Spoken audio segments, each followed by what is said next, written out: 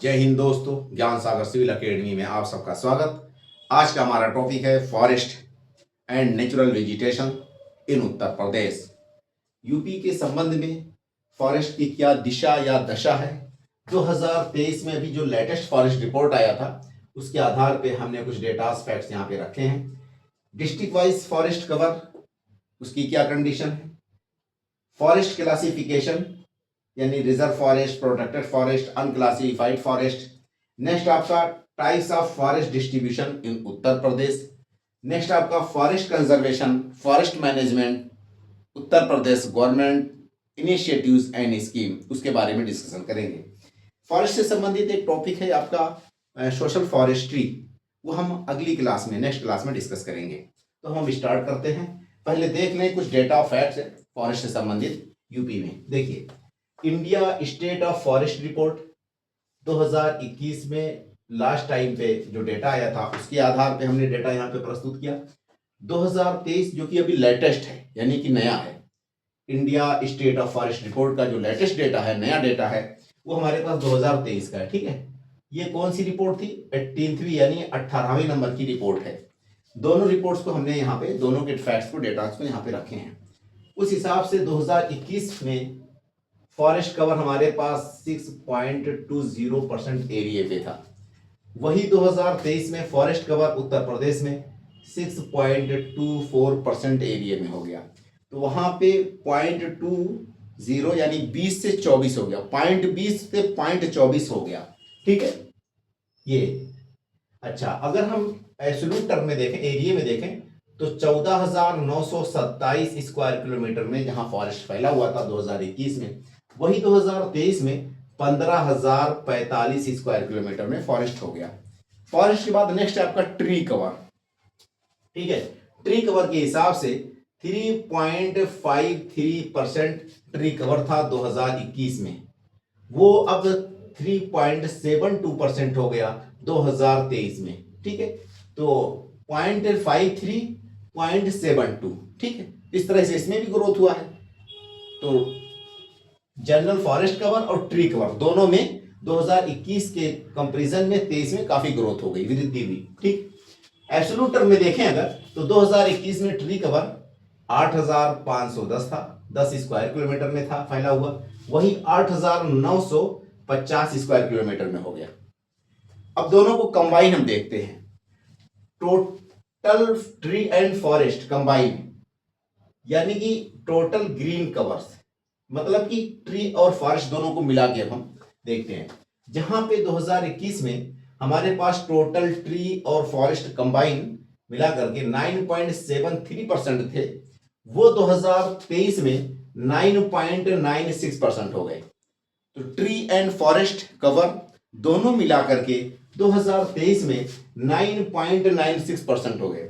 Area में अगर देखें तो 23,437 स्क्वायर किलोमीटर 2021 में था, वही 2023 में 23,996 यानी कि 23,996 स्क्वायर किलोमीटर एरिया पे ये बढ़ गया। ठीक है, तो जहां पे 23,437 था तो 437 की जगह 996 हो गया।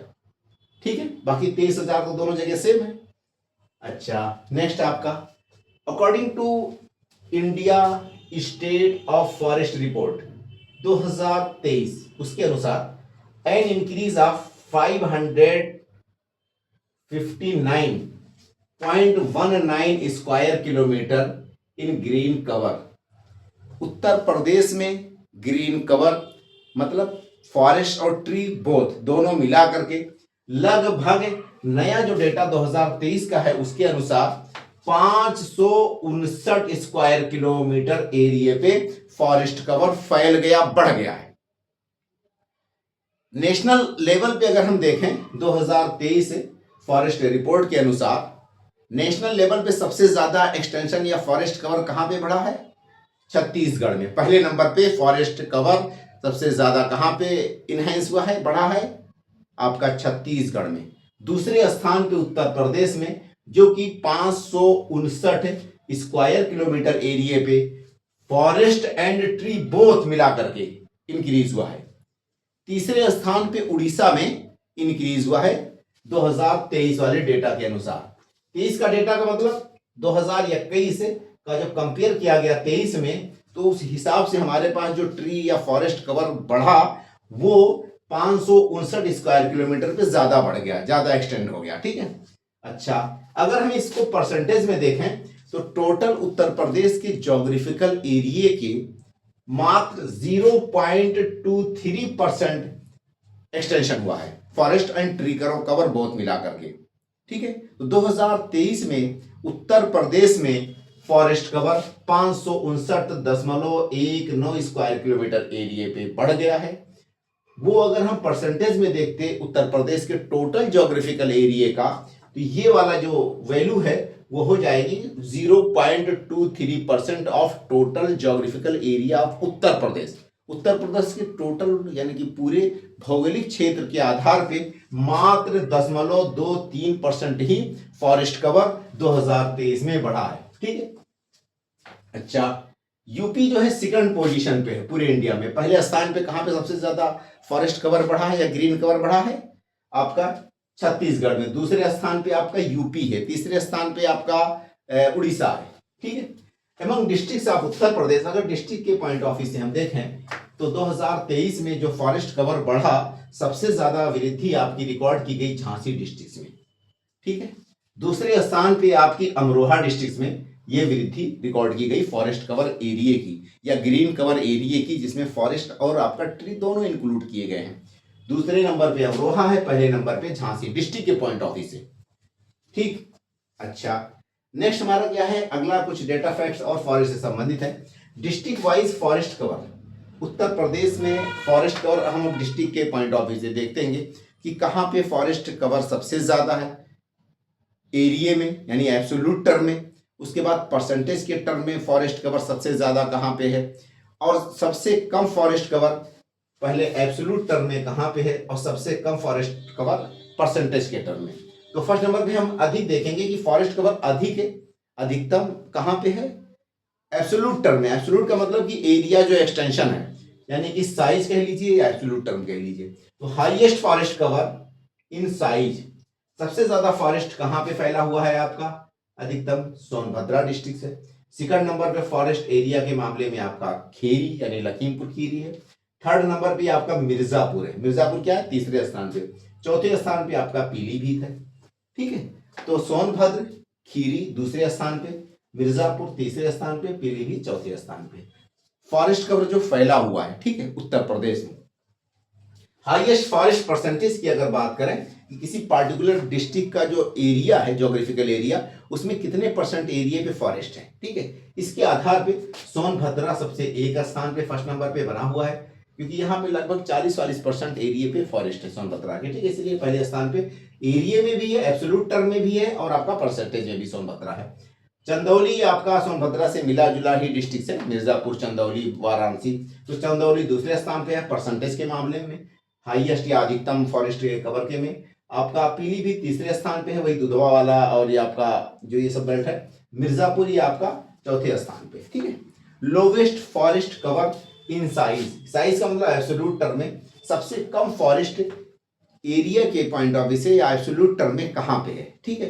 तो संत रविदास नगर यानी कि भदोही डिस्ट्रिक्ट में सबसे कम फॉरेस्ट है उत्तर प्रदेश में। दूसरे नंबर पे मऊ है सबसे कम। तीसरे नंबर पे जो है आपका संत कबीर नगर है। तो ये कह सकते हैं कि संत कबीर नगर में आपका ज्यादा है मऊ से, और मऊ में ज्यादा है किससे? भदोही से। अब भदोही में सबसे लीस्ट है फॉरेस्ट कवर एब्सोल्यूट टर्म में।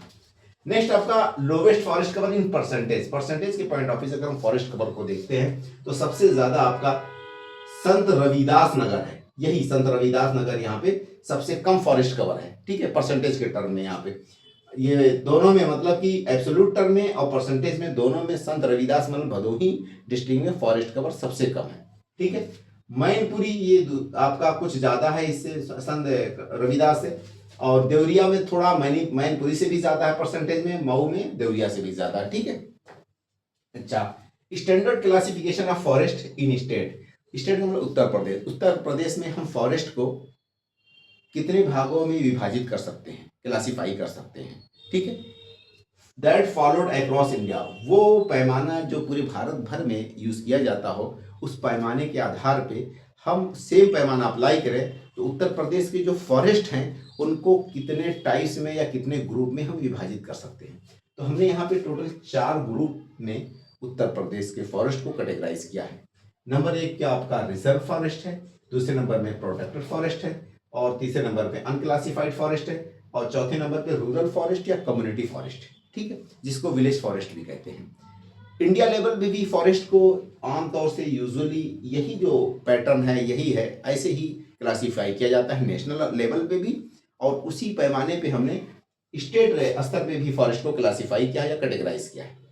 देखते हैं रिजर्व फॉरेस्ट, ये सबसे ज़्यादा जो है रिजर्व होता है, इसमें इंक्रोचमेंट एकदम अलाउ नहीं होता, किसी तरह की गतिविधि अलाउ नहीं होती, ये फुल्ली 100% प्रोटेक्टेड होता है, लीगली एक तरह से प्रोटेक्शन यहाँ पे होता है। आपका जो ये प्रोटेक्टेड फॉरेस्ट है इसमें लीगल प्रोटेक्शंस कम होता है कंपेयर टू आपका रिजर्व फॉरेस्ट, इसमें लिटिल बिट आपका अलाउंड मतलब कि परमिशन रहेगा, ठीक है, बट ये भी प्रोटेक्टेड होता है, यानी कि लीगल प्रोटेक्शन इसको भी होता है प्रोटेक्टेड फॉरेस्ट में भी, बट इसमें कमर्शियल गतिविधि थोड़ा बहुत किसी हद तक अलाउ होती है।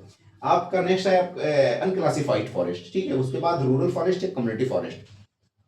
रिजर्व फॉरेस्ट देखते हैं, these forest are legally protected. Reserve forest में क्या लीगली प्रोटेक्टेड है अंडर इंडियन फॉरेस्ट एक्ट 1927, 1927 का इंडियन फॉरेस्ट एक्ट है, उसके द्वारा कुछ पार्टिकुलर फॉरेस्ट एरिया को रिजर्व फॉरेस्ट में घोषित कर दिया गया और वो फुल्ली 100% लीगली प्रोटेक्शन है ऐसे फॉरेस्ट को।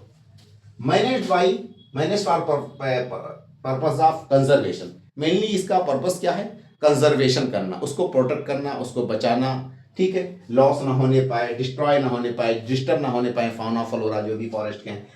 Sustainable use of forest resources, और सस्टेनेबल यूज में उसका यूज किया जाए, ठीक है, and wild life protections, habitat conservation, इस तरह के पॉइंट्स को ध्यान में रखते हुए कुछ पार्टिकुलर फॉरेस्ट जो कि डेंस होते हैं मेनली और उनकी इंपॉर्टेंस ज़्यादा है, बहुत ही हाईली रिच होते हैं फाउना फ्लोरा के पॉइंट ऑफ व्यू से, ऐसे फॉरेस्ट को लीगली प्रोटेक्शन दिया जाता है और इसके अंतर्गत उनको प्रोटेक्शन दिया गया है इंडियन फॉरेस्ट एक्ट 1927 के अंतर्गत।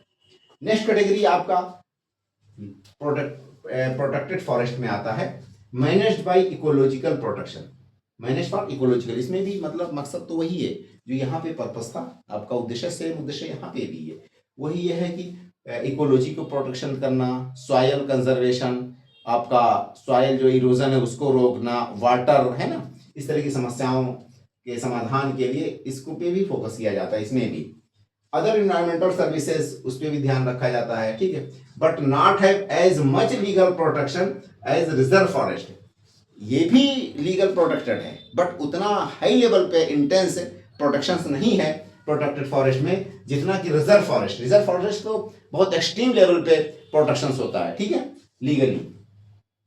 टोटल प्रोटेक्शन मतलब कि जो प्रोटेक्टेड फॉरेस्ट है, टोटल प्रोटेक्टेड फॉरेस्ट क्या हो जाएगा, ये protected, total protected forest of UP 6.98% है, कितना है 6.98% टोटल प्रोटेक्टेड फॉरेस्ट हैं यूपी में, ठीक है। अब आप देख सकते हैं एक पॉइंट यहाँ पे 6.98 तो यही हो गया, तो यहाँ पे ये क्या है कि ग्रीन कवर की बात चल रही है, कैनोपी के हिसाब से ये कैलकुलेशन होता है, जो स्टेट फॉरेस्ट रिपोर्ट होती है वो कैनोपी के आधार पे सैटेलाइट से वो रिपोर्ट प्रेजेंट करती है, यानी कि कितने एरिया पे हरी ग्रीन दिखती है ऊपर से, इस तरह से समझिए। और ये क्या है, पार्टिकुलर जमीन जो फॉरेस्ट के लिए निर्धारित है वो डिमार्केट कर रहा है, ठीक है, तो चाहे वहां पे ग्रीनरी हो या ग्रीनरी खत्म हो चुकी हो, ठीक। अच्छा, unclassified forest, not classified under any specific forest category, कुछ ऐसे फॉरेस्ट होते हैं उनको किसी पार्टिकुलर फॉरेस्ट कैटेगरी में क्लासिफाई नहीं किया जाता, उनका नाम दिया जाता है unclassified forest. They have limited management and legal protection, उन पे लीगल प्रोटेक्शन होता तो है बट बहुत लिमिट में होता है, उनका कंजर्वेशन मैनेजमेंट बहुत लिमिट होता है, बहुत ज़्यादा उन पे इंटेंसिवली इम्प्लीमेंटेशन नहीं होता कंजर्वेशन के पॉइंट ऑफ व्यू से, but still considered under forest area, फिर भी उनको हम फॉरेस्ट एरिया में मानते हैं, जानते हैं। टोटल अनक्लासिफाइड फॉरेस्ट की बात करें यूपी में तो इस तरह से 20% जो है अनक्लासिफाइड फॉरेस्ट हमारे पास है। रूरल फॉरेस्ट या कम्युनिटी फॉरेस्ट या village forest, managed and conserved by local communities living around forest. Local communities have rights and responsibility over these forest. जो भी सड़क के किनारे या गांव के अपने फॉरेस्ट हैं या कुछ ऐसे फॉरेस्ट जो विलेज लैंड होती है, ग्राम सभा की ज़मीन, उसमें होते हैं, सड़क के किनारे, नाले के, तालाब के, जो ग्राम सभा की जो नाला है, तालाब है, या कुछ ऐसे बाग गार्डन भी होते हैं, तो उसको क्या है, रूरल फॉरेस्ट या कम्युनिटी फॉरेस्ट भी कहते हैं। और उसमें लोकल लोग उसको अपने हिसाब से मैनेज करते हैं या उसको कंजर्व करते हैं, यूज़ करते हैं, यूटिलाइज करते हैं। टाइप्स ऑफ फॉरेस्ट इन उत्तर प्रदेश या फॉरेस्ट डिस्ट्रीब्यूशंस इन उत्तर प्रदेश। ठीक है, उत्तर प्रदेश में किस किस वैरायटीज़ के फॉरेस्ट पाए जाते हैं। अभी हम ज्योग्राफी के पॉइंट ऑफ व्यू से बातें कर रहे हैं कि उत्तर प्रदेश में जो फॉरेस्ट हैं वो किस किस स्पेसीज या कि कौन कौन से फॉरेस्ट हैं जो कि स्पेसी के पॉइंट ऑफ व्यू से हम क्लासीफाई कर रहे हैं, उनकी डेंसिटी के आधार पे, रेनफॉल के आधार पे। तो ज्योग्राफिकल पॉइंट ऑफ व्यू से हम फॉरेस्ट को क्लासीफाई कर रहे हैं यूपी के 4 भागों में यहाँ पे भी। ठीक है, तो types of forest distribution in Uttar Pradesh based on geographical phenomena या ज्योग्राफिकल कंडीशन। ठीक, नंबर 1 पे ट्रॉपिकल मॉइस्ट डिसीडुअस फॉरेस्ट। ये क्या है? Tropical moist deciduous forest. दूसरे नंबर में आपका ट्रॉपिकल ड्राई डिसीडुअस फॉरेस्ट है। तीसरे नंबर में ट्रॉपिकल थॉर्नी फॉरेस्ट है यानी स्क्रब।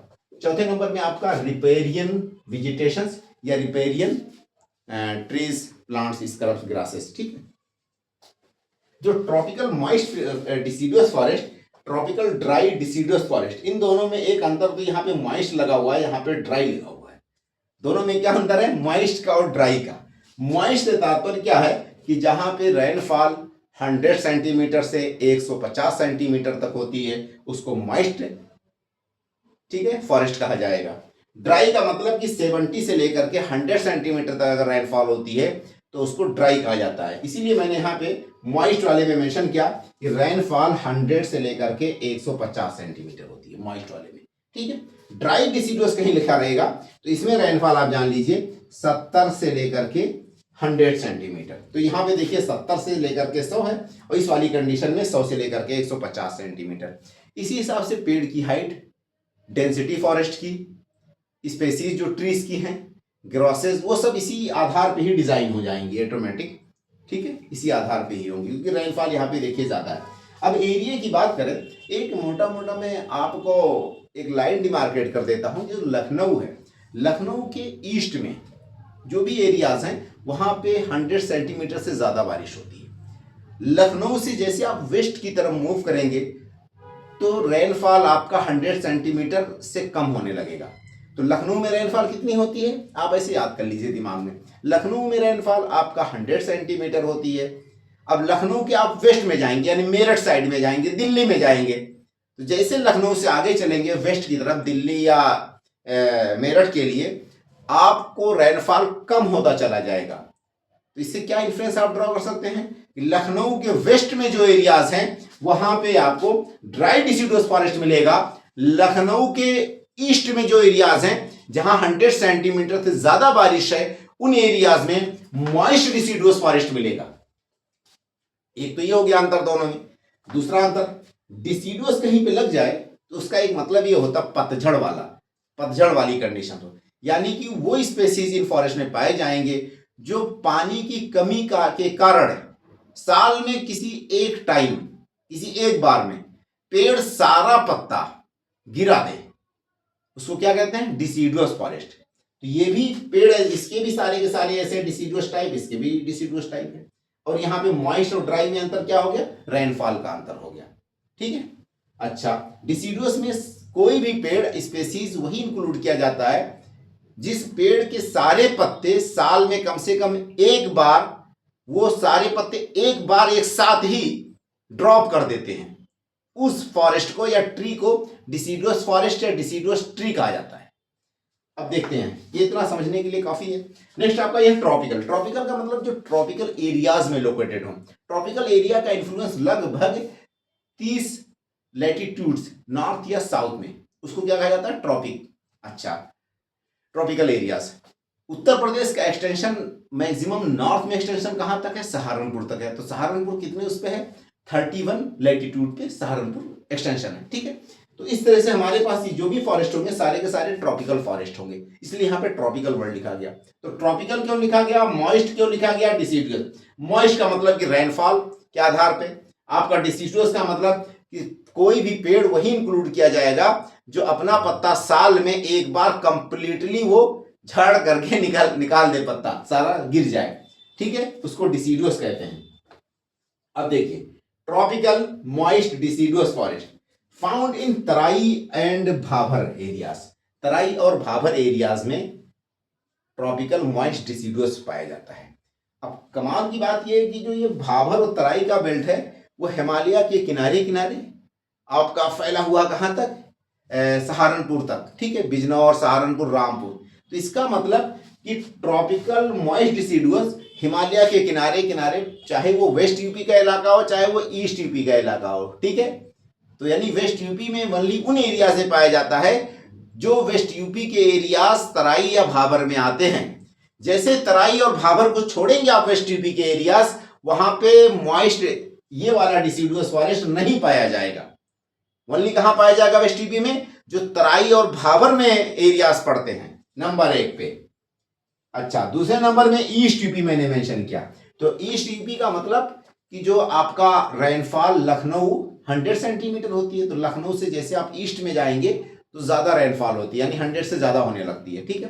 गोरखपुर में 130-140 सेंटीमीटर रेनफॉल होती है, लखनऊ में 100 होती है। लखनऊ से वेस्ट जाएंगे तो आपकी रेनफॉल कम हो जाएगी। इसका मतलब ये हो गया कि आपका ये फॉरेस्ट लखनऊ के ईस्ट में यानी ईस्टर्न यूपी में, उसी पॉइंट को मैंने मेंशन किया, ये पाया जाता है आपका ईस्टर्न यूपी में, पहला पॉइंट।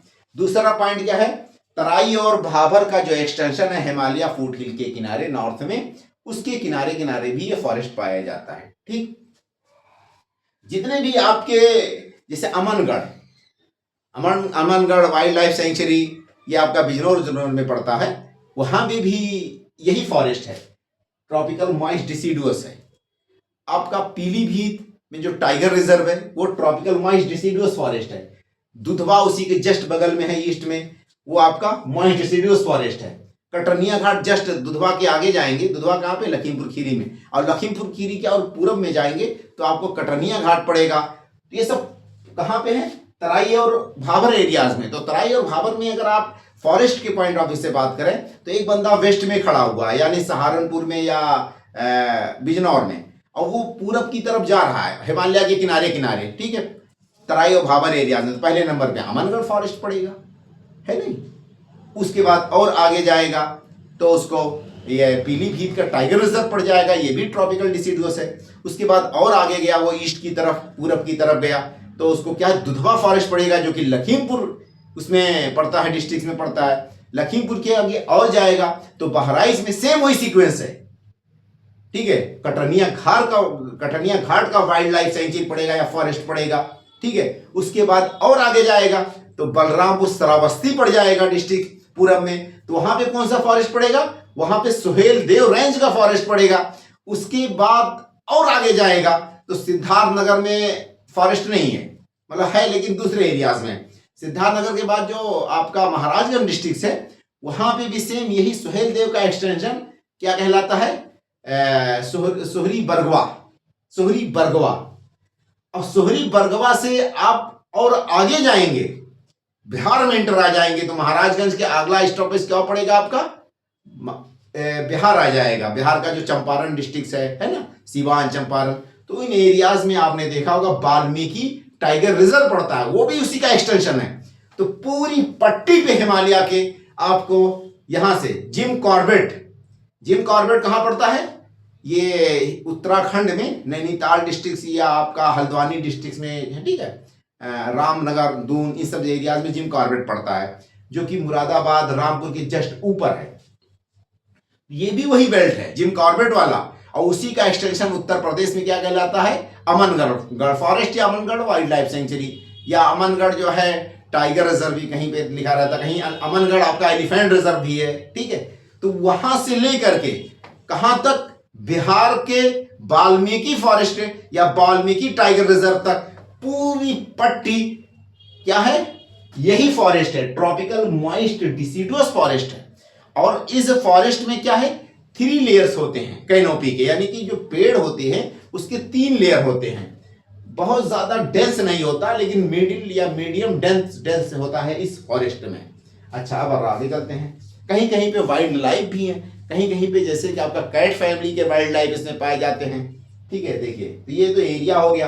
दूसरे नंबर पे हमने यहाँ पे मेंशन किया ट्रीज। ट्रॉपिकल मॉइस्ट डिसिडुअस फॉरेस्ट में ट्रीज कौन कौन सी पाई जाती हैं? जैसे देखिए, साल। साल एक पेड़ होता है जिसकी हाइट 50 to 60 मीटर होती है, और इसे लंबा सा होता है, बहुत ज्यादा इसमें ब्रांचेज नहीं होते हैं, बहुत ही मतलब कि सूटेबल है ये आपका फर्नीचर के लिए, बहुत स्ट्रांग होता है, पानी पड़ने से ये सड़ता गलता नहीं है। इसलिए रेलवे का जो स्लीपर होता है, यानी पटरियां जो दौड़ती हैं, उसके नीचे लकड़ी कभी कभी बिछाई जाती थी पहले जमाने में, जब ट्रीज ज्यादा होते हुआ करते थे। तो ये साल ट्री, साल को दूसरी भाषा में कहते हैं साखू, इसके यहाँ पे पटरियां बिछाई जाती थी, और इसकी लंबाई लगभग 50 से 60 मीटर होती है। इसके कैनोपीज या बहुत ज्यादा इसके ब्रांचेज नहीं होते हैं, एक सिंगल जो है तना होगा, ट्रंक होगा, और ऊपर जाकर के कुछ पत्ते होंगे। ठीक है, तो फर्नीचर के लिए बहुत ही सुटेबल है, बहुत ही स्ट्रांग उसमें आता है ये, और ये पूरे बेल्ट में बहुत ही कॉमन ट्री है। ये नकहा जंगल करके गोरखपुर के पास पड़ता है, जो आपका सोहरी बरगांव वाला फॉरेस्ट है, उसी का एक्सटेंशन नकहा जंगल गोरखपुर से और महाराजगंज के बीच में कहीं पड़ता है। तो वो पूरा का पूरा फॉरेस्ट क्या है आपका, साल ट्री का ही फॉरेस्ट है। उसके अलावा ये आपका जिम कॉर्बेट में भी बहुत सारी वैरायटीज देख सकते हैं, सोहेल देव में भी देखेंगे आप। ठीक है, कटनिया घाट और आपका ये जितने भी दुधवा है, ये सब में साल ट्री बहुत ही कॉमन स्पेसीज है। उसके बाद एक आपकी वैरायटीज है इसमें ट्री में, टीक। टीक का मतलब टिकई भी कहते हैं, टीक भी कहते हैं कुछ लोग। ठीक है, तो टीक के भी कुछ लोग इसको सागवान भी बोलते हैं, उसी की ही सब फैमिलीज के हैं, ग्रुप्स के हैं, जेनेसिस के। तो टीक यानी कि सागवान, टीक, इस तरह के पेड़। ठीक है, उसके बाद शीशम, ये भी बहुत फर्नीचर के लिए स्ट्रॉन्ग ट्री में काउंट होता है। नेक्स्ट आपका जो है महुआ, महुआ जिससे कि वाइन बनता है, वो भी यहाँ पे पाया जाता है। सेमल, सेमल का मतलब कि जो है आपका जिसके रुई से वो बनाई जाती है तकिया गिलाफ, है ना, तो वो भी यहाँ पे ट्रीज पाई जाती है। नेक्स्ट आपका आंवला, यानी आंवला, गूसबेरी, इंडियन गूसबेरी। ठीक है, जामुन, इससे भी ट्रीज पाई जाती हैं। पालस, पालस का मतलब यही आपका सेमल ही हो गया। ठीक है, उसके अलावा जो है बुशेस कुछ पाई जाती हैं, कुछ कलम्स ऑफ बम्बूस, यानी कि बांस के ऐसे झुंड होते हैं अलग अलग यहाँ पे। ठीक है, कैंस, बहुत सारे इसमें रीड्स और कैन भी इन एरियाज में देखे जाएंगे। सवाई ग्रासेस यहाँ पे पाए जाते हैं। ये इस एरिया की जो फॉरेस्ट है, ट्रॉपिकल मॉइस्ट डिसिडुअस फॉरेस्ट, उसका बेस्ट एग्जांपल आपका तराई भाबर वाला बेल्ट है, और मैंने एक्सटेंशन बता दिया वेस्ट से लेकर के ईस्ट तक, इसका मतलब डिस्ट्रिक्ट भी उसी हिसाब से होंगे। ठीक है, एक क्वालिटी यहाँ पे मैंने और मेंशन की, trees shed their leaves once during dry season. Dry season या लीन सीजन, यानी जब पानी की कमी ज्यादा हो जाती है, जमीन में उतनी ज्यादा नमी नहीं रहती, ऐसे टाइम पे ट्रीज एक साथ अपना पूरा का पूरा पत्ता ड्रॉप कर देते हैं। उसको क्या कहा जाता है, डिसीडुअस, उसी को कहते हैं डिसीडुअस। ठीक, यानी एक पत्ता नहीं, सारे पत्ते कंप्लीटली वो झंखाड़ दिखेगा। ठीक है, इस तरह से। अच्छा, ड्राई सीजन का मतलब साल में कोई एक टाइम जब पानी की बहुत कमी हो। यहाँ पे रेनफॉल हो गया 100 से लेके 150 सेंटीमीटर। अगली वैरायटी हमारे पास जो फॉरेस्ट की है उसका नाम है tropical dry deciduous forest. Tropical dry deciduous forest से तात्पर्य क्या है कि जहां पे रेनफॉल 70 से लेकर के 100 सेंटीमीटर तक हो। आपका अगर एरिया की बात करते हैं तो ट्रॉपिकल ड्राई डिसीडुअस पूरी यूपी में mainly tropical dry deciduous forest ही फैला हुआ है। ठीक है, उन एरियाज को छोड़ करके जो मॉइस्ट वाले हैं, मैंने बता दिया आपको। ठीक है, तो उस पार्टिकुलर पैच को या पॉकेट्स को छोड़ करके बाकी सारे आपका यूपी में ज्यादा एक्सटेंशन किसका है, ट्रॉपिकल ड्राई डिसीडुअस फॉरेस्ट का है। यहाँ पे रेनफॉल 70 से 100 सेंटीमीटर होती है। एरियाज में देखेंगे, नंबर 1 पे आपका बुंदेलखंड हो गया, दूसरे नंबर में आपका क्या है कि बघेलखंड हो गया, और वेस्ट यूपी। ठीक है, वेस्ट यूपी का मेजर पार्ट। ठीक है, वेस्ट यूपी का खाली वही पार्ट आप निकाल दीजिए जो तराई में आता है। अच्छा, उसके अलावा most widespread across the state, Uttar Pradesh में सबसे ज्यादा कोई फॉरेस्ट अगर फैला हुआ है तो वो आपका ट्रॉपिकल ड्राई डिसीडुअस फॉरेस्ट है। अगर ट्रीज की बात करें तो इसमें देखिए, ट्रीज में बहुत पॉपुलर है आपका तेंदू लीव्स, तेंदू। ठीक है, तेंदू का पत्ता होता है, तेंदू का पेड़ होता है। तो तेंदू का पेड़ हमने किसमें रखा है, ट्रॉपिकल ड्राई डिसीडुअस फॉरेस्ट में रखा है। और ये क्या है, बुंदेलखंड बघेलखंड एरियाज में, सोनभद्र वाला जो डिस्ट्रिक्ट है, तो वहाँ पे जो ट्राइबल्स हैं वो तेंदू के पत्ते, जो नए नए पत्ते निकलते हैं उसको कलेक्ट करते हैं, फिर उसको सुखाते हैं, फिर बेचते हैं, फिर उससे बीड़ी बनती है, ठीक है, उन तेंदू के पत्तों से। उसके अलावा पालश, पालश को भी मैंने यहाँ पे इंक्लूड किया, पालश को मैंने यहाँ भी मेंशन किया, तो दोनों में पाए जाते हैं, बट मोस्टली सुटेबल पालश को माना जाएगा आपका ट्रॉपिकल ड्राई डिसीडुअस में, ठीक है। उसके अलावा देखिए बेल, बेल यानी पत्थर बेल होता है जिससे शरबत बनता है, वो भी आपका इसी में पाया जाएगा ट्रॉपिकल ड्राई डिसीडुअस फॉरेस्ट में। बैर, बेरी का जो पेड़ होता है बेर, ठीक है, वो भी इसी में आ जाएगा। खेजरी के कुछ ट्रीज होते हैं वो भी इसी में पाए जाएंगे। खैर, कत्था, बबूल, ये सब इसी में आ जाएंगे। उसके अलावा अमलतास, अमलतास का पेड़ भी आपका इसी में आ जाएगा, ठीक है। पार्कलैंड टोपोग्राफी भी आप जो है देखेंगे ट्रॉपिकल ड्राई डिसीडुअस फॉरेस्ट में, यानी वेस्ट यूपी में आप या हरियाणा में आपने देखा होगा जो ट्रॉपिकल ड्राई डिसीडुअस फॉरेस्ट है, वहां पे पार्कलैंड टोपोग्राफी, पार्कलैंड का मतलब पूरा खेत हरा भरा है बट वहां पे ग्रासेस हैं बहुत छोटी छोटी, और कहीं कहीं पे ऐसे मतलब कि पॉइंटेड ट्रीज दिखेंगे, ठीक है। तो 50 मीटर आप चलेंगे तो फिर एक ट्री दिख जाएगा, फिर 50 मीटर जाएंगे तो कोई ना कोई ट्री दिख जाएगा, और छोटे साइज का 20 मीटर या 30 मीटर हाइट का ट्री दिख जाएगा, तो उसको कहते हैं पार्कलैंड टोपोग्राफी। तो पार्कलैंड टोपोग्राफी की फीचर कहाँ पाई जाती है, आपकी ड्राई डिसीडुअस फॉरेस्ट में पाई जाती है, ठीक है। कि ट्री नहीं होगी ये कॉमन, मेनली ग्रासेस होंगी, और उस ग्रासेस में, ठीक है, ग्रासेस भी यहाँ की बहुत छोटी छोटी होती हैं, ऐसा नहीं कि समाना टाइप हो कि आदमी उसमें डूब जाए या छिप जाए, बहुत छोटी छोटी ग्रासेस होंगी, बस वो जमीन को कवर किए रहती हैं, और उस पे ऐसे जगह जगह पेड़ उग जाते हैं, ठीक, थोड़ी थोड़ी दूरी पे। तो वो मेनली पार्कलैंड टोपोग्राफी उन्हीं एरियाज में पाई जाती है जहां 50 से लेकर 70 सेंटीमीटर तक बारिश होती है, ठीक है। अच्छा, आल्सो स्करप से कुछ यहाँ पे स्करप यानी कि कटीले पौधे भी पाए जाते हैं ट्रॉपिकल ड्राई डिसीडुअस फॉरेस्ट में, ठीक है। नेक्स्ट हमारे पास जो फॉरेस्ट की वैरायटी है उसका नाम है tropical thorny forest. Tropical thorny forest को हम स्करब भी कहते हैं, ठीक है। स्करब का मतलब कटीले पौधे, जैसे कि आपका जो भी अकेसिया या बबूल इस तरह की जितने भी हैं वो क्या है, स्करब में आ जाते हैं, या नागफनी, ये जितने भी हैं कटीले टाइप, ठीक है।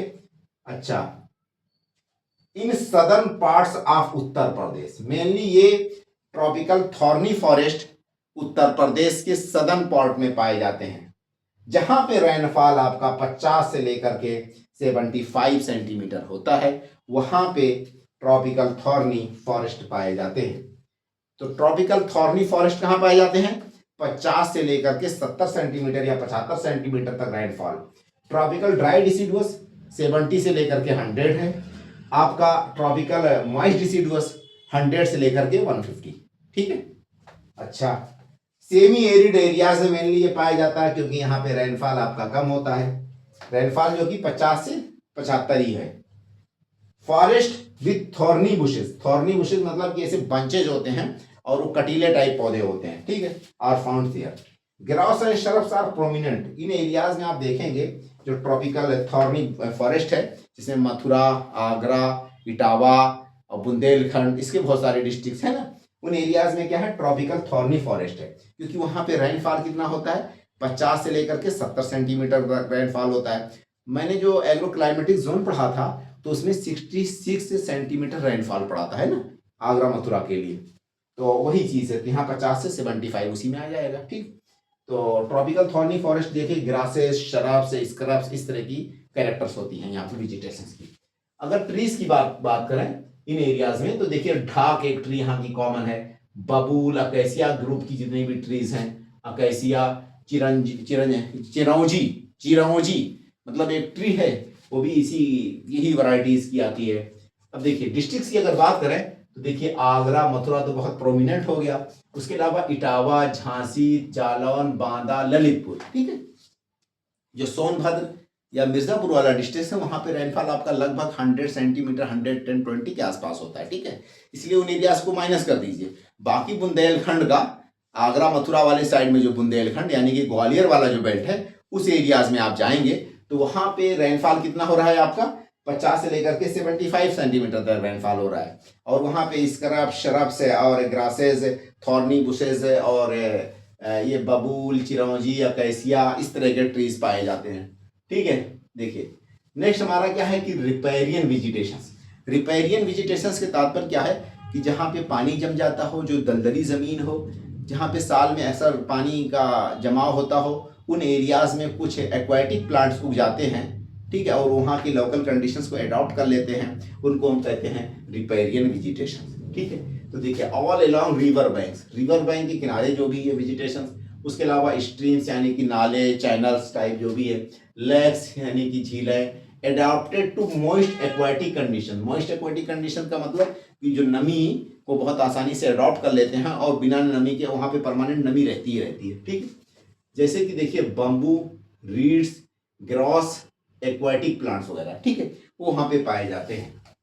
Forest conservation, forest management, UP government schemes and initiative. Forest conservation या फॉरेस्ट मैनेजमेंट से संबंध में उत्तर प्रदेश सरकार ने क्या क्या इनिशिएटिव उठाई हैं उसको हमने यहाँ पे डिस्क्राइब किया है। नंबर 1 पे विजन 2030 है एफॉरेस्टेशन, दूसरे नंबर पे वन महोत्सव है, तीसरे नंबर पे वन धन विकास योजना है, चौथे नंबर में ज्वाइंट फॉरेस्ट मैनेजमेंट है, पांचवें नंबर में ग्रीन यूपी क्लीन यूपी है, छठे नंबर पे यूपी फॉरेस्ट पॉलिसी 2017 है, सातवें नंबर पे टॉफी है, ठीक है, टॉफी बच्चों को खाने के लिए, ठीक है। तो विजन 2030 की अगर बात करें for afforestation, to increase forest and tree cover to 15% by 2030, 2030 तक उत्तर प्रदेश गवर्नमेंट का एक टारगेट है कि फॉरेस्ट कवर या ग्रीन कवर 15% बढ़ा देना है 9% से। 9.96% इस टाइम हमारे पास फॉरेस्ट कवर है, इसको 15% बढ़ा देना है कब तक, 2030 तक। ये हमारा विजन 2030 एफॉरेस्टेशन जो डॉक्यूमेंट्स है उसके अनुसार। करंटली हमारे पास 9% है, कितना परसेंट लेके आना 2030 तक, 15%। It involves extensive afforestation efforts emphasizing on planting native species, restoring degraded land, ठीक है। जो भी एरियाज डिग्रेडेड हैं, जहाँ पे यूजलेस ज़मीन है, वो ज़मीन बैरन लैंड है, उन एरियाज में फॉरेस्ट लगाना और फॉरेस्ट ड्राइव के लिए कंपेन करना, उसके लिए सहायता देना, ये इसका मकसद है। वन महोत्सव, वन महोत्सव हर साल उत्तर प्रदेश में 1 जुलाई से 7 या 8 जुलाई तक क्या है वन महोत्सव मनाया जाता है। इसमें मास लेवल पे फॉरेस्ट प्लांटेशंस ड्राइव चलाया जाता है, कंपेन चलाया जाता है। उसमें गवर्नमेंट की सारी संस्थाएं, गवर्नमेंट की एजेंसीज, गवर्नमेंट के जितने भी स्कूल्स कॉलेजेस होते हैं उनके सहायता से, लोकल पब्लिक या लोकल कम्युनिटी की सहायता से, एनजीओ का भी सपोर्ट लिया जाता है। और हर साल उत्तर प्रदेश सरकार एक पार्टिकुलर मतलब कि ऑब्जेक्टिव या एम डिसाइड करती है कि हमको इस साल इतने करोड़ पेड़ लगाने हैं, जो कि 30 करोड़ से लेकर के 35 करोड़ पेड़ हर साल उत्तर प्रदेश सरकार इस कैंपेन के अंतर्गत लगाती है। वो जून या जुलाई में कैंपेन होता है मेनली, ठीक है। तो annual tree plantations festival celebrated by state governments each year, हर साल एक एनुअल फेस्टिवल के तौर पे मनाया जाता है ये, जो कि 7 दिन 8 दिन का ये ड्राइव चलता है, बस बाकी रेगुलर उसका वर्क चलता रहता है, ठीक है। Massive tree plantation drives organized by the state government, its departments, schools, officials and NGO and local communities participation. Local community का पार्टिसिपेशन को भी इसमें शामिल किया जाता है। उसके अलावा ऑफिशियल्स, एनजीओज सबका सपोर्ट लिया जाता है। और एक फेस्टिवल के तौर पे या एक ऐसे ऑर्गेनाइज किया जाता है प्रोग्राम जलसा टाइप की, लोगों को मोटिवेट किया जाए, लोगों को कलेक्ट किया जाता है, पेड़ लगाने के लिए उत्साहित उत्तेजित किया जाता है। गवर्नमेंट सैपलिंग प्रोवाइड करती है फ्री ऑफ कॉस्ट, ठीक है। In last 7 year more than 168 crore planted, पिछले 7 सालों में लगभग 168 करोड़ से ज्यादा पेड़ लगाए जा चुके हैं। हर साल का एक टारगेट होता है जो कि 30 करोड़ से लेकर के 35 करोड़ पेड़ लगाने का। उस तरह से 30 से 35 करोड़ के हिसाब से पिछले 7 सालों में स्टेट गवर्नमेंट ने, उत्तर प्रदेश सरकार ने 168 करोड़ से ज्यादा पेड़ लगा दिए हैं। नेक्स्ट हमारा क्या है, वन धन विकास योजना। वन धन विकास योजना ये सेंट्रल गवर्नमेंट की स्कीम है। इसके अंतर्गत ट्राइबल्स को उनका मुआवजा दिया जाता है जो माइनर फॉरेस्ट प्रोडक्ट्स होते हैं, जैसे कि आपका ये पत्ता हो गया, क्या कहते हैं, लीव्स, यानी कि तेंदू लीव्स है ना, तेंदू लीफ हो गया, महुआ हो गया, जामुन हो गया, इस तरह के जो भी फॉरेस्ट प्रोड्यूस हैं उसको एमएसपी को इंश्योर करने के लिए, उसके एमएसपी को निर्धारित करने के लिए, ताकि उनको वाजिब दाम मिल सके, जो ट्राइबल्स हैं, उत्तर प्रदेश गवर्नमेंट ने भी इसमें एमओयू साइन किया सेंट्रल गवर्नमेंट से, और यूपी के कुछ डिस्ट्रिक्ट्स में इसके वो बनाए गए हैं, स्टॉप स्थापित किए गए हैं, और उसका नाम क्या होता है, वन धन विकास केंद्र। यहाँ पे ट्राइबल अपने उन फॉरेस्ट, माइनर फॉरेस्ट प्रोड्यूस को ले जाकर के बेचते हैं, गवर्नमेंट का इंस्टॉल होता है, ठीक है। इसमें सहायता दी जाती है सेंट्रल गवर्नमेंट से, ये पूरी स्कीम सेंट्रल गवर्नमेंट की है। स्कीम का नाम है one Dhan Vikas Yojana, to ensure MSP on minor forest produce. जो भी माइनर फॉरेस्ट प्रोड्यूस हैं, जैसे कि जामुन हो गया, महुआ हो गया, मतलब कि बीड़ी के लिए जो पत्ते होते हैं, ये वाला क्या कहते हैं, तेंदू लीव्स हो गया, या इसका रुई हो गया पालस का, ठीक है, या बेर, जो भी प्रोडक्ट्स हैं माइनर फॉरेस्ट प्रोड्यूस, उनका कलेक्शन, या प्लांट्स जो एरोमेटिक प्लांट्स होते हैं, या आपका मेडिसिनल प्लांट्स हैं, उन सब के लिए गवर्नमेंट ने जगह जगह पे स्टॉल लगाए हैं। उत्तर प्रदेश में 3 डिस्ट्रिक्ट्स को सिलेक्ट किया गया, टोटल टारगेट था 16 डिस्ट्रिक्ट्स का, बट 3 पे ये काम स्टार्ट हो चुका है, और एमएसपी पे गवर्नमेंट के स्टॉल के द्वारा खरीदा जाता है माइनर फॉरेस्ट प्रोड्यूस ट्राइबल्स से, ठीक है। 3 डिस्ट्रिक्ट से वे आर सिलेक्टेड, जिसमें सोनभद्रा है, आपका चित्रकूट है, ललितपुर है। सेवरल वन धन विकास केंद्र, यानी एक स्टॉल लगाया गया है जहां पे माइनर फॉरेस्ट प्रोड्यूस ट्राइबल ले जाकर के बेचते हैं, और गवर्नमेंट उनको खरीदती है वाजिब दाम पे, ठीक है। वेल स्टैब्लिश, या प्राइवेट एजेंसी को दे देती है, वो खरीदती है, गवर्नमेंट के रूल रेगुलेशन को फॉलो करती है। 3 जो है वन धन विकास केंद्र स्थापित किया गया है सोनभद्र में, इसके अंतर्गत। 1 जो है वन धन विकास केंद्र स्थापित किया गया आपका चित्रकूट डिस्ट्रिक्ट में। 3 वन धन विकास केंद्र स्थापित किया गया है ललितपुर डिस्ट्रिक्ट में, ठीक है, एमएसपी के आधार पे, ताकि ये ट्राइबल अपने फॉरेस्ट प्रोड्यूस को बेच सकें गवर्नमेंट को, और गवर्नमेंट फिर उसको दूसरे एजेंसीज को देती होगी, जो भी। ज्वाइंट फॉरेस्ट मैनेजमेंट प्रोग्राम, अगला स्कीम जो हमारा है वो क्या है, joint forest management program. This drive started for participation of local communities. तो लोकल कम्युनिटी पार्टिसिपेशन को बढ़ाने के लिए एफॉरेस्टेशन ड्राइव में गवर्नमेंट ने joint forest management program start किया है। In forest protection, forest protection और फॉरेस्ट मैनेजमेंट को बढ़ाने के लिए, ठीक है। Ensuring sustainable forest use, biodiversity conservation, livelihood enhancement, through community participation. तो mainly joint forest management programme का उद्देश्य क्या है कि जो फॉरेस्ट है उसका सस्टेनेबल पे यूज हो, लोग खुद ही उसको अपना रिस्पॉन्सिबिलिटी समझें, उसके इकोलॉजी को प्रोटेक्ट करना, बढ़ावा देना, ठीक है, और पब्लिक्स की जो लाइफ है, लाइवलीहुड्स है, लोगों की स्टैंडर्ड ऑफ लाइफ, उसको भी बढ़ाना, ठीक। ग्रीन यूपी, क्लीन यूपी एक उत्तर प्रदेश की एक स्कीम है, उसके अंतर्गत मेनली अर्बन एरियाज या सड़क के किनारे कुछ ऐसे ग्रीनरी बढ़ाई जाती है। ग्रीनरी को बढ़ाना यानी पेड़ लगाना। तो increasing green covers in urban areas, या आपका डेवलप्ड अर्बन फॉरेस्ट, ठीक है, या डेवलप यानी अर्बन फॉरेस्ट को डेवलप करना, या कोई भी अर्बन एरियाज में जो खाली जगह है वहां पे पेड़ लगाना, या सड़क के किनारे पेड़ लगाना, या अर्बन एरियाज में मेनली स्पेशली फोकस किया जाता है। नाम है green UP, clean UP. UP forest policy 2017 Uttar Pradesh सरकार की एक नीति थी, फॉरेस्ट पॉलिसी 2017 की, उसके अंतर्गत ये टारगेट किया गया था। ये जो आपका विजन 2030 है वो भी इसी में इंक्लूड हो जाएगा, ठीक है। टारगेट ये था कि 15% फॉरेस्ट कवर को, इसके अंतर्गत जब ये स्कीम आई थी तो 2026-27 तक 15% बढ़ाना था, ठीक है, क्योंकि 10 साल के लिए टारगेट था। बट अब इसको 15% को बढ़ा, टारगेट किसके द्वारा कर दिया गया, विजन 2030 एफॉरेस्टेशन के द्वारा 2030 कर दिया गया, जो इसमें पहले इस वाली पॉलिसी के अनुसार 26-27 था लगभग, ठीक है। तो कंजर्वेशन ऑफ फॉरेस्ट वेस्ट को कंजर्वेशन को बढ़ाना, various measure for forest improvement, flood control, natural ecosystems protection, इन सब चीज़ों पे इसमें फोकस किया गया है।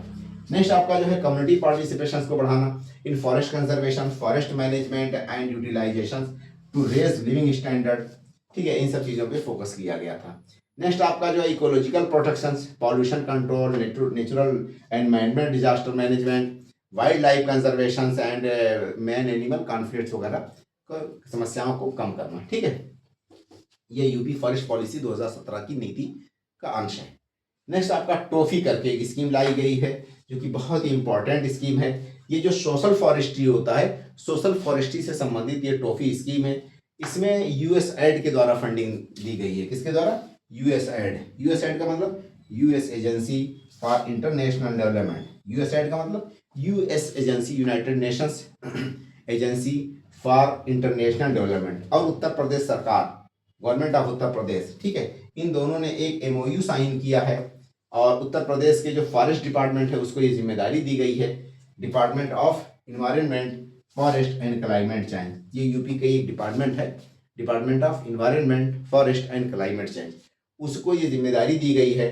यूएसएड का एक फंड है, ठीक है, कि ज्वाइंटली लॉन्च टॉफी करके। टॉफी का मतलब क्या होता है? टॉफी प्रोग्राम का मतलब trees outside forest program. Trees outside forest program मतलब कि जो फॉरेस्ट है, फॉरेस्ट तो है ही अपनी जगह, तो ट्रीज का जो है एक्सटेंशन करना, ट्रीज ज़्यादा से ज़्यादा लगाना फॉरेस्ट को छोड़ करके। वो एरियाज जहाँ पे फॉरेस्ट नहीं है तो फॉरेस्ट के बाहर वाले एरियाज, मतलब कि किसानों की अपनी ज़मीन पे, यानी मतलब सोशल फॉरेस्ट्री। तो किसान अपनी ज़मीन पे फॉरेस्ट को लगाएं, फॉरेस्ट को छोड़ के, मतलब ट्रीज आउटसाइड फॉरेस्ट, यानी फॉरेस्ट को छोड़ के जब किसान अपनी ज़मीन पे फॉरेस्ट लगाएं तो कम्युनिटी पार्टिसिपेशन को बढ़ाना फॉरेस्ट के मामले में, पीपल्स को मोटिवेट करना फॉरेस्ट को बढ़ाने के लिए, एफॉरेस्टेशन के लिए, तो उसी का नाम रखा गया टॉफी। टॉफी का मतलब trees outside forest programme. In 2023 departments of environment forest and climate change, government of Uttar Pradesh and USAID, Uttar Pradesh मतलब यूएसएड का मतलब United State agency for international development jointly launched TOFI programme, ठीक है। It will brings together farmers, देखिए इसमें farmers का involve किया जाएगा, ठीक है। उसके अलावा कंपनीज, यानी कि प्राइवेट एजेंसी, जो प्राइवेट कंपनियां हैं उनको भी शामिल किया जाएगा। जमीन हायर कर ले कौन? कंपनियां हायर कर लेंगी, इससे किसानों से, किसानों को सहायता देंगी तो फॉरेस्ट लगाएंगे, फिर उसको तैयार करेंगे तो कॉमर्शियल पर्पज से भी इसको यूज कर सकेंगे, ठीक है। एंड अदर प्राइवेट इंस्टीट्यूशन, उनका सबका पार्टिसिपेशन बढ़ाया जाएगा। To expand tree cover outside traditional forest, देखिए ये पॉइंट मेनली है। आउटसाइड ट्रेडिशनल फॉरेस्ट का मतलब जो फॉरेस्ट पहले से है उसको छोड़ करके बाहर दूसरी जगह पे फॉरेस्ट लगाया जाए, जैसे कि किसानों की जमीन है, किसानों की जमीन का जो मेड़ होता है उन सब पे। Toffee will enhance enhance the forest. Trophy will enhance the forest outside the traditional forest. Number 1, resilience of farming system, और ये फार्मिंग सिस्टम्स को भी बढ़ाएगा क्योंकि किसानों का इनकम का दूसरा साधन भी जनरेट हो जाएगा। इंक्रीजिंग फार्मर्स इनकम, और फार्मर्स के इस तरह से इनकम भी बढ़ जाएगा, ठीक है। तो ये सारे के सारे जो है टॉपिक्स थे जो कि हमने यहाँ पे फॉरेस्ट से रिलेटेड कैचअप कर दिए। हमारा फॉरेस्ट से संबंधित एक टॉपिक्स और रह गया, वो है social forestry and community forestry. तो उससे रिलेटेड हम नेक्स्ट क्लास में डिस्कस करेंगे। उसके बाद इन्वायरमेंट इकोलॉजी की तरफ मूव करेंगे। यहीं पे एंड करते हैं। आप लोगों से रिक्वेस्ट है मेरे चैनल को लाइक और सब्सक्राइब कराएं। ओके भाई, ऑल दी बेस्ट।